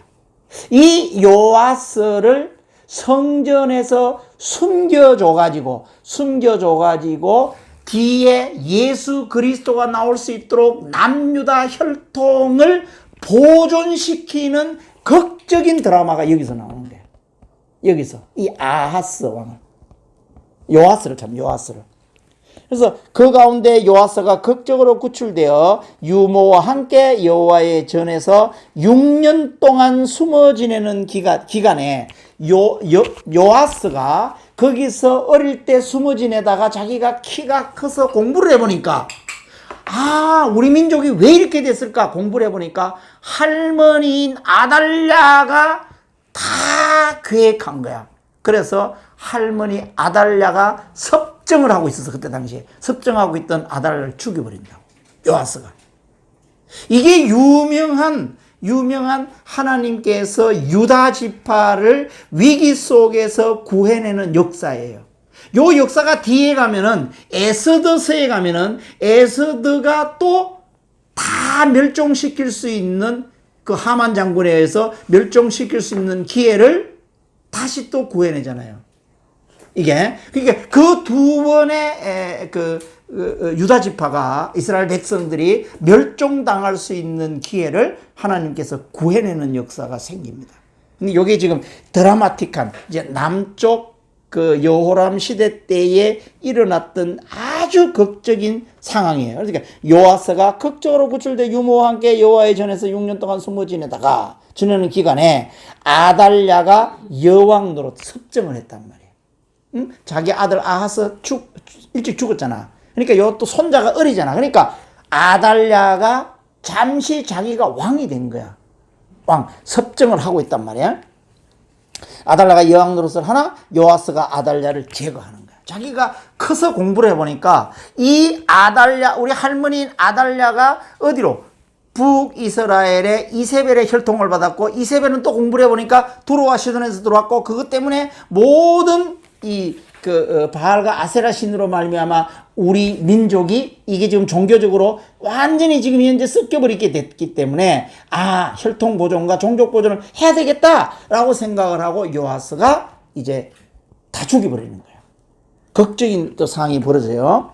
요아스가 아들을 제거하고 다시 유다의 왕이 오름으로써 다윗 혈통을 이어가게 되어 자, 사무엘하 7장 16절 다윗에게 약속했던 언약을 우린 기억해야 됩니다. 항상 하나님이 그 언약을 어떻게 이어가느냐 봤을 때에 여기 보면은 다윗의 위가 영원하리라라는 것을 하나님이 지켜준다 이런 얘기예요. 다윗에게 했던 언약이 이런 극적인 상황을 통해서 다 보존되게 만든다 이렇게 얘기하는 거예요. 왜 때문에? 뭐 때문에? 예수 그리스도를 이 땅에 보내야 되기 때문에. 그 혈통을 보존해야 되기 때문에 이렇게 한다는 거지. 자, 아까 이제 뒤에 가서 선지서에 배울 텐데, 선지서 17권을 남긴 선지자를 기록 선지자라 그러고, 기록을 하지 않고 성경의 역사 속에 나오는 선지자를 여기 보면은 행동 선지자라고 얘기를 한다. 이 행동 선지자 누굴 보내느냐? 그 유명한 엘리야를 보내는 거야. 엘리야는 아합 왕의 이 종교로 지금 흐트러진 이 이스라엘 그 백성 7,000명을 남기기 위해서 엘리야를 부르는 거예요. 엘리야를. 그래서 이 성경 속에 열왕기 상에는 이 엘리야가 어디까지 가느냐? 하까지, 상의 끝까지 가. 상의 끝까지 엘리야 역사예요. 엘리야와 아합의 싸움이에요.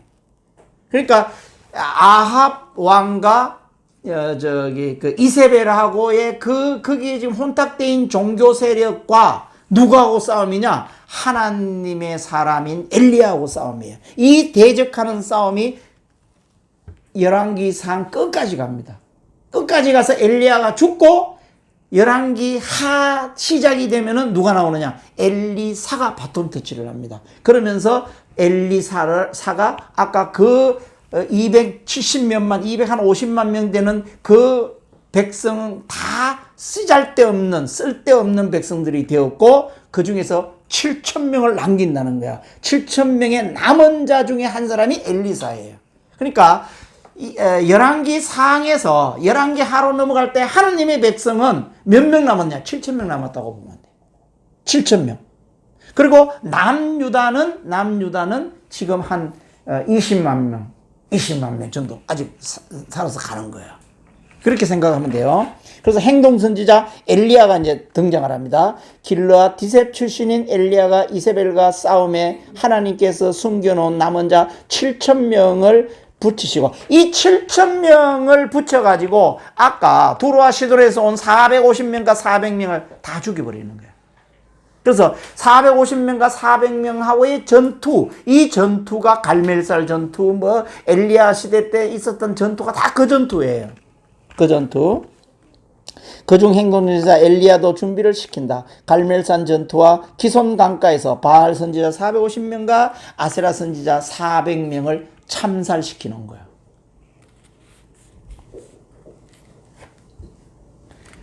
밑에 아합 왕이 나봇의 포도원 탈취 사건으로 엘리야의 예언대로 아람과의 전쟁에서 죽게 만들고 차지한다. 아합 왕과 엘리야가 갈멜산에서 싸웠듯이 죽음도 대조를 이룬다. 아합 왕은 아람과의 전투에서 죽음을 맞고 열왕기 상의 끝을 장식하고, 그 열왕기 상 시대 때를 어지럽혔던 그 아합 왕이 아람 전투에서 죽게 만들고, 그 다음에 엘리사를 등장시키면서 열왕기 하로 이어지는 거예요. 요단을 건너 모압으로 가는 도중에 병거를 타고 성천하면서 열왕기 하를 만든다. 자, 우리가 살아서 성천한 사람 얘기할 때에 저 창세기 시대 때 에녹을 얘기하고 있고, 지금 여기에서 누굴 얘기합니까? 엘리야를 얘기하잖아요. 엘리야이 불말을 타고 올라갔다 이렇게 얘기를 하잖아요.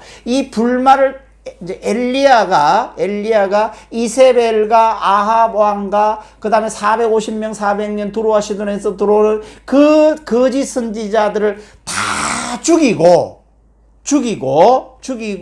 엘리야는 그 요단강 오른쪽에 있는 그 평지에서 불말을 타고 하늘로 성천해버리고, 이쪽은 다 죽이고, 몇 명 남기느냐? 7,000명 남기는데 그 남은 자 중에 엘리사가 한 명 있다 이거지. 그래서 열왕기 하를 여는 거예요. 열왕기 하를. 상은 거기서 끝나고. 그래서 여기 대조한다는 게 뭐냐면은 그 세력들을 하나님이 다 죽여버리고, 바알과 아세라 신 쪽을 다 죽이고, 이제 엘리야를 성천시키고 남은 자 7,000명을 남겨서 거기에 엘리사를 활동하게 만든다. 이런 얘기야. 요게 열왕기 상의 중요한 역사예요.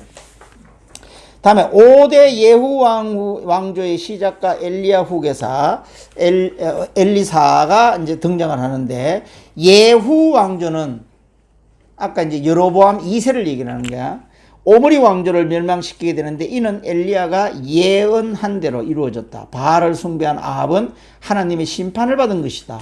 엘리사는 요단강 상류의 아벨 무홀라의 농부의 아들이고 엘리야의 후계자로서 나만의 문둥병을 고치셨고, 죽은 선지자 생도 부인에게 기름을 부었고 10가지 이적을. 근데 엘리야는 거의 전쟁을 많이 치렀고, 그 다음에 기적이나 사역은 엘리사 사역이 많이 나와요. 그러니까 열왕기 하에 들어가서 많은 사건들은 엘리사 사역이 많이 나와요. 엘리야도 큰 전쟁을 치고 큰 일을 했지만은 많은 일을 한 건 엘리사가 했다라고 나와요. 27페이지. 5대 예후 왕조의 네 번째 왕 여로보암 2세. 여로보암 2세. 북이스라엘의 왕 중에서는 초대 여로보암, 그 다음에 중간에 아합 왕, 가장 전성기가 여로보암 2세, 그 다음에 망할 때가 호세아. 4명만 기억하면 된다고 그랬어요. 4명. 지금 어디까지 왔나요? 여로보암 2세 시대에 왔어요. 왜냐면은 이때 가장 왕성했기 때문에 이때 누굴 불러야 돼? 또 선지자를 불러야 되거든. 그래서 지금 요거를 등장시키는 거예요. 여로보암 2세 왕은 5번째 예후 왕조의 4번째 왕으로서 북이스라엘의 가장 화려한 전성기를 이루며 41년간 통치를 했어요. 솔로몬 왕 제위 시 북부 국경시대의 땅을 회복했다. 여로보암 2세의 사치와 향락과 제약에 대해 하나님께서는 이때 아모스와 호세아를 불러가지고, 아모스 선지자, 호세아 선지자를 불러가지고 여로보암 2세 또는 거기에 있던 왕궁에 있는 사람들, 백성들에게 말씀하신다.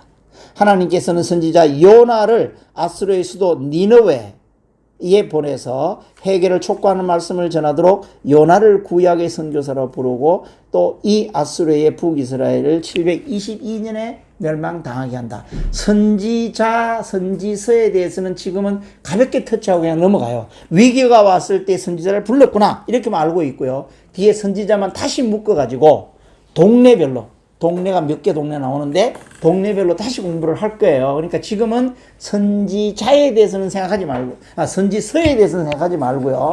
단지 아합 왕의 위기가 왔을 때 엘리야와 엘리사를 보내가지고 활동을 했다. 이건 아셨으면 좋겠어요.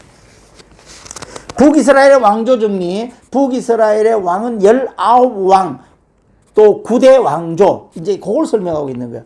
북이스라엘의 왕조는 210년간 9번의 역성 쿠데타가 일어나서 19명의 왕이 통치하다가 7위 당했다. 722년에 아수르에게 멸망을 당한다.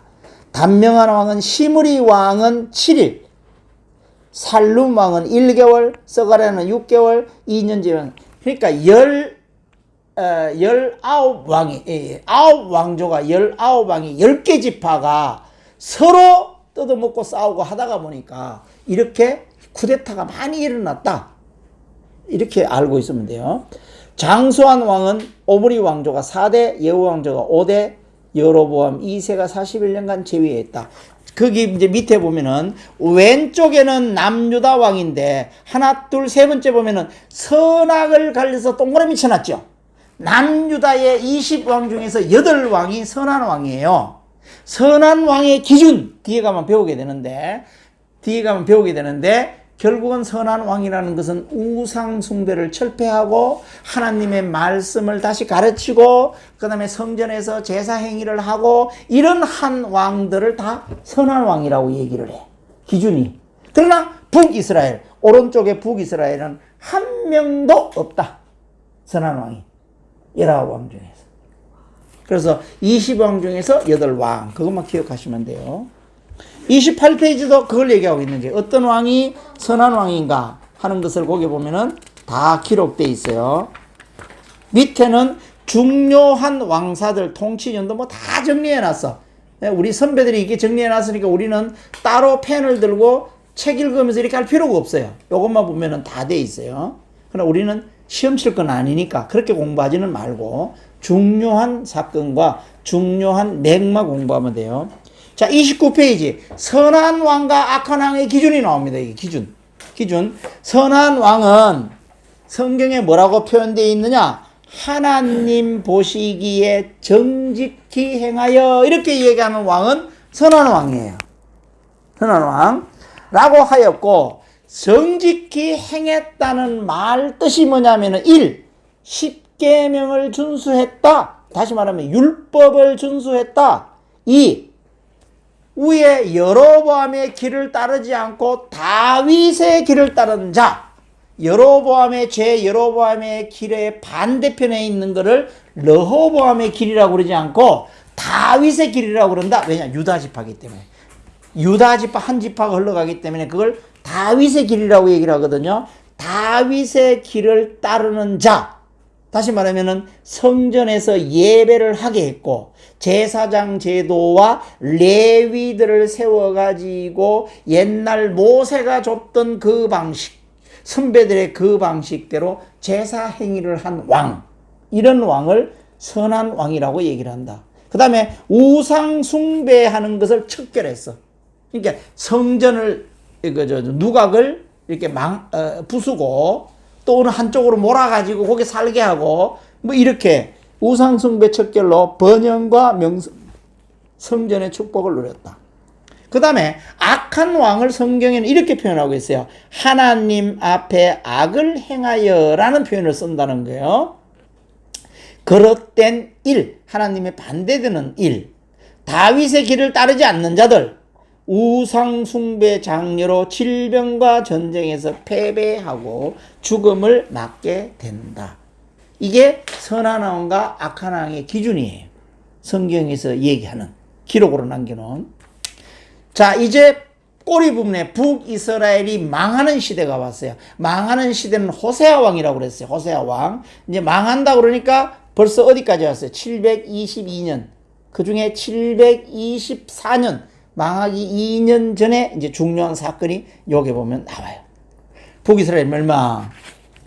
북이스라엘 멸망 때 시대적 배경이에요. 아수르와 남유다가 힘의 균형을 유지하다가, 자, 북이스라엘이 있고 그 위에는 아수르가 있고 밑에는 남유다가 있어요. 이 두 개의 세력이 팽팽했다 이 말이야. 팽팽해서 하다가 아수르의 세력이 점점 커지면서 전쟁의 위험이 시작되었고, 선지자 엘리사, 이제 열왕기 하가 가 있으니까 엘리사 시대가 됐다 이거예요. 엘리사가 죽었어. 그리고 아모스와 호세사 선지자를 부른다고 그랬잖아요. 선지자가 활동한 여로보암 2세의 뒤를 이은 스가랴가 살룸에 의해 6개월 만에 살해되고, 이제 그 마지막 망하는 시대의 2조 시대 때를 생각을 하면 돼. 이제 막 여기가 이제 막 음모와 이제 역성이 막 일어나는 거예요. 그리고 살룸도 1개월 만에 머나헴 왕이 저기하고 아수르 왕 디글랏 벨레셀 3세에게 은 1000달러를 바쳤고, 뒤이어 버가히야 베가 호세아 왕. 이미 북이스라엘이 망하는 시대가 되니까 결국은 아수르에게 조공을 바쳐가지고 어떻게 버티보는데 안 된다 이 말이야 이게. 예? 아수르가 쳐들어오게 되는 거지. 그렇게 힘이 빠진 상태야. 마지막 왕 시대가 왔어. 이제 호세아 왕이 애굽과 손을 잡아. 결국은 이제 남쪽하고 손을 잡고 북방의 살만에셀 5세가 계승한 아수르에게 조공을 바치지 못하겠다. 뒤에 남유다가 든든하게 있으니까, 또 그 밑에 애굽이 든든하게 있으니까 자기가 나 조공 못 바치겠어 이렇게 얘기를 한단 말이에요. 큰 소리를 치자. 그게 2년 전이에요. 724년. 북이스라엘을 침공하여 호세아 왕을 포로로 잡았고, 그때 당시에는 국가가 이기고 지는 거는 왕에게 달렸어. 왕을 잡든지 왕을 죽이면 이긴 거야 그냥. 이게 왕이 잡혀갔다 이 말이야. 그리고 수도 사마리아, 아까 사마리아를 옮겼다고 그랬잖아. 이게 포위가 되어버렸어. 북이스라엘은 2년간을 더 버텨가 드디어 722년이 된 거야. 2년간 버텼다 이기지. 무너지고 아수르는 총독을 파견했어. 총독이라는 것은 이제 신약 시대에도 나오는데, 일본 총독, 우리 저기 중앙청, 지금 경복궁 중앙측이 옛날에 조선 총독부잖아. 총독이라는 것은 피지배 민족의 사람을 파견해가지고 대통령을 대리하는 사람이 총독인 거야. 그럼 여기 아수르 총독이 여기에 북이스라엘에 파견됐다 이 말이야. 사마리아에 파견돼서 파견하고 식민 정책으로 타국 아수르 주변에 있는 사람들을 인구 혼합 정책을 쓰기 위해서 다시 말하면 쿠데타를 못 일으키도록 하기 위해서 북이스라엘에다가 집어넣는 거야. 거기다가 타국에서 이민자를 북이스라엘에 보내어 인구 혼합 정책으로 반란을 일으키지 못하게 하였고 이민자들이 각기 다른 종교를 가지고 들어와서 결국 다신 종교 사회로 변해서 신약에 와서는 이것을 사마리아인이라고 얘기를 한다. 그래서 신약의 사마리아인을 왜 유대인들이 인종으로 인정을 안 하느냐 하면은 인구 혼합 정책에 의해서 섞여버렸고 종교 혼합 정책으로 섞여버렸고 또 인구 혼합 정책으로 순수 혈통을 잃어버렸다 이 말이지. 이 두 개가 섞여 있기 때문에 사마리아인을 인간 취급을 안 한 거야. 그러나 하나님은 이 사마리아에도 구원이 있어야 되기 때문에 예수님은 사마리아에도 복음을 전파한 거예요. 이게 이제 신약에 가는 거예요. 북이스라엘 멸망 시대의 남유다 배경. 자, 북이스라엘의 망해는 722년 호세아 시대 때에 남유다는 어땠을까라고 남유다를 보는 거예요. 거기에 땅 밑으로 내려오니까 히스기야 왕 시대가 되었더라. 남유다는 이런 얘기예요.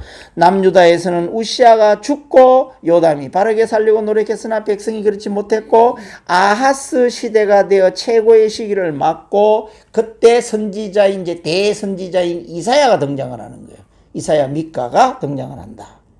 이때 남유다 주변 정세가 아수르가 아람, 북이스라엘, 남유다, 애국까지 정복하려는 속셈을 가지고 이제 아수르가 계속해서 이제 힘을 기르는 거예요. 정보를 알고 북이스라엘과 아람이 동맹을 맺고 남유다를 1차 침공 후 2차 침공을 하려 하자 이사야는 아하스를 찾아가서 두려워하지 말고 하나님만 믿고 의지해라 라고 얘기했는데 말을 듣지 않는 거예요. 아하스는 이사야의 충고를 듣지 않고 사신을 아수르에 보내서 도움을 청하자 아수르는 아람과 북이스라엘을 침공하고 남유다에게는 엄청난 조공을 요구하는 침공 시비거리로 빌미를 만들고 있을 때에 아하스가 죽고 히스기야가 왕이 된다. 그 유명한 히스기야가 생명을 연장받는 것도 이때 나오는 거예요. 그리고 그 유명한 히스기야 시대 때의 그 자연의 그 현상을 보여주는 것도 이때 나오는 거예요. 이때.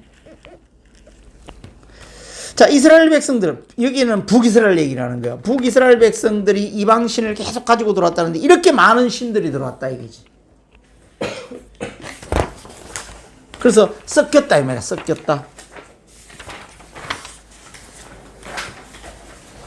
자, 같은 시대인데에 열왕기상 12장에서 분열왕국이 시작되고 역대하는 10장에서 시작이 된다. 이게 32페이지. 오늘 요거는 못 들어가요. 32페이지 역대하를 보는 것은 10장인데 요거는 같은 시대인데 남유다만 기록한 제사장적 관점에서 기록한 에스라가 남유다만 기록한 이게 역대하 10장에 잠깐 언급되고 넘어간다.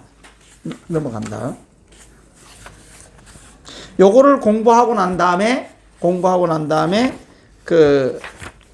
이거 끝냅시다. 이거 다 끝내자. 이거 역대하 10장이 다 끝내버릴게요.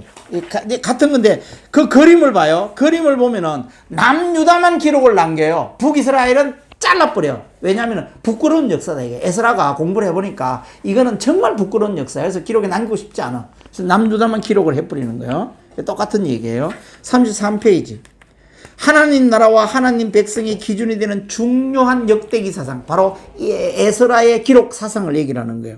하나님 나라는 유대 왕국과 이스라엘 공동체와 통일시되었다. 그러니까 유대 왕국이 이스라엘로 대칭되는 남유다만 이스라엘로 보는 거예요. 지금 이제 하나님 나라의 백성이 되는 데는 순수한 혈통만으로는 불충분하다. 자, 이게 2번이 굉장히 중요한 말이에요. 왜냐하면은 이제 다음 주에 보는 게 선지서인데 선지서 시대가 되면 하나님이 이렇게 얘기를 합니다. 너희들이 무조건 아브라함의 혈통이라 해서 다 구원받는다고 생각하지 말아라.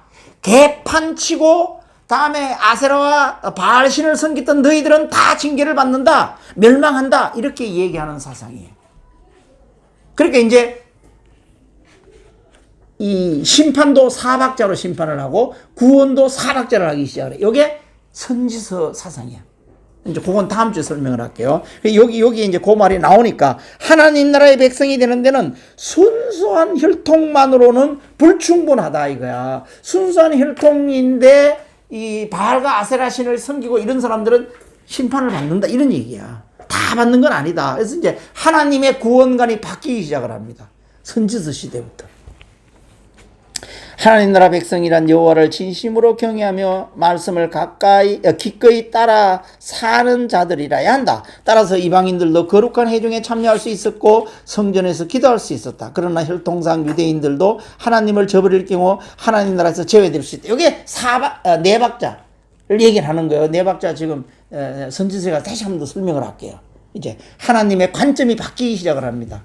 하나님이 이제 저기 비행기를 타고 12,000피트 상공으로 올라가기 시작을 해요. 이 땅에서 이렇게 보는 게 아니에요. 이제 바뀌기 시작을 하는 거예요. 그건 이제 선지서가 얘기를 할게요. 성경의 메시아 족보에 이방 여인들 다말, 라합, 룻, 바세바가 들어있는 것도 같은 이유이다. 그러니까 우리가 볼 때는 다말, 우리가 도덕적으로 보면 말도 안 돼요. 유다 지파 때에 며느리가 그 시아버지하고 관계에서 아들을 놓잖아요. 이게 다말이란 말이에요. 이게 이쪽 보면 말이 안 된다며. 라합, 기생 라합이야. 기생 라합은 뭐냐면은 종교 행위를 하는 여자 사제를 얘기하거든. 이것도 말도 안 되는 얘기거든. 그다음에 룻 이방 여인이란 말이야. 바세바 말도 안 돼. 이런 사람들도 하나님의 예수님의 족보에 등장하게 되는 이유가 이제 내가 예고하자는 그게 설명이 돼야지 가능해진 거예요. 우리가 한번 그렇게 잘못했다 해서 계속 미워하게 된다 그러면 하나님의 구원을 못 받는 거예요. 그러나 이게 그런 것이 아니다. 이제 하나님의 구원관이 네 박자로 바뀌기 시작을 한다. 이런 얘기예요. 역대하의 분열왕국 시대를 네 가지로 구분한다. 남북 분열 시대, 남북 동맹 시기와 선한 왕들의 시기, 아수르에 시달리는 시기, 바벨론에 망하는 시기. 이제 그건 이제 네 개로 구분한다는 거예요. 그다음에 선지자 활동. 늘 얘기하지만은 하나님의 영이 위기가 왔을 때, 교회가 위기가 왔을 때, 요 두 가지 경우에는 하나님이 가만히 있지 않는다. 반드시 선지자를 불러낸다. 이런 얘기예요. 여기 지금 이제 그 역대하예요. 그러니까 지금 우리가 분열 왕국의 남북 분열 왕국을 봤어요. 보고 난 다음에 이제 선지자가 등장을 하니까 선지서를 공부를 해야 돼요. 그래서 36페이지 선지서에 대해서 공부를 할 거예요. 선지서가 이제 동네별로 들어오기 시작을 하는데 아까 왕사를 가는 가운데 동네별로 선지자가 들어오기 시작을 한다. 그래서 선지사를 또 우리가 동네별로 외우는 요 방법을 다음 주에 좀 공부를 할 테니까 이제 다음번에는 선지서가 들어간다.